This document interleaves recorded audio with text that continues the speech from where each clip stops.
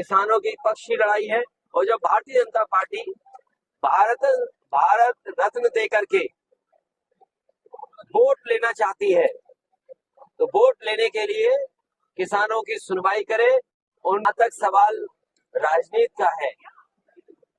जो सरकार double engine का दावा करती है और भारत की अर्थव्यवस्था दुनिया में 5वें नंबर का दावा करती है, विश्व गुरु बनने का दावा करती है, कोई गांव शायद ही बचा हो जिसमें विकसित भारत यात्रा को लेकर के संदेश न पहुंचाने का काम किया हो।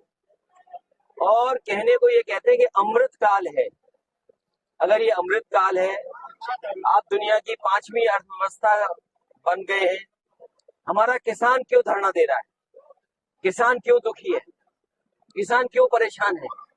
किसान क्यों ट्रैक्टर लेकर के, अपनी ट्रॉली लेकर के, और क्यों किसान अपने सब कुछ बांध करके दिल्ली के पास जा रहा है और दिल्ली कोई उनको जवाब नहीं दे पा रही है। और तब जब यहाँ के नहीं बल्कि पूरे देश के चौधरी चरण सिंह जी किसानों के सवाल पर और गरीबों के सवाल पर सबसे मुखर थे, उनको सम्मान दिया भारत रत्न से, स्वामीनाथन जी को भारत रत्न।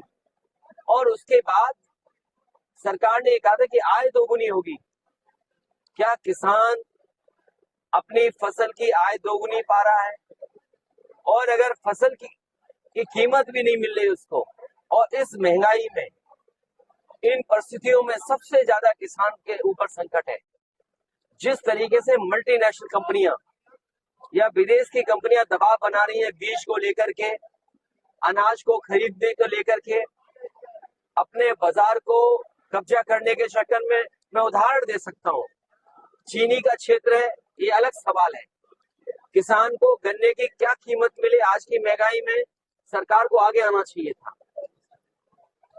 गेहूं किसके लिए खरीदवा रही है सरकार? पैकेज आटा किस पर पहुंच रहा है? उसमें मुनाफा कितना कमा रहे हैं? रिफाइंड तेल जिसके बिना खाना नहीं बन सकता गरीब का, घी, रिफाइंड, सरसों का तेल, इसका बाजार किसके हाथ में जा रहा है?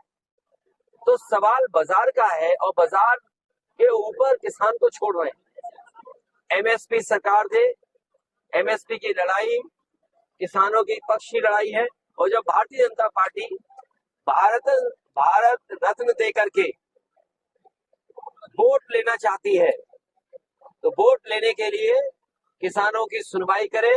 घोषणा होगी तो आपको जानकारी मिल जाएगी। आज का विषय नहीं है। मैं चौधरी साहब के यहाँ आया हूँ और हमारी माता जी का हाल में निधन हुआ। घर परिवार के लोग, क्षेत्र के सब हमारे बुद्धिजीवी संभ्रांत लोग यहाँ मौजूद हैं। उनसे मिलने आया, अपनी संवेदना उनके प्रति व्यक्त करने आया हूँ।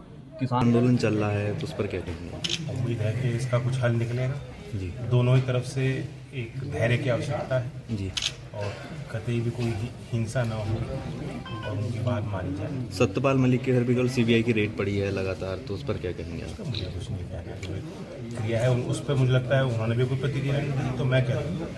अच्छा, उसका सपा का और जो है कांग्रेस का जो गठबंधन हो चुका है यहाँ पर सीट के, मुझे उसके में चली गई है, उनको मेरी शुभकामनाएं।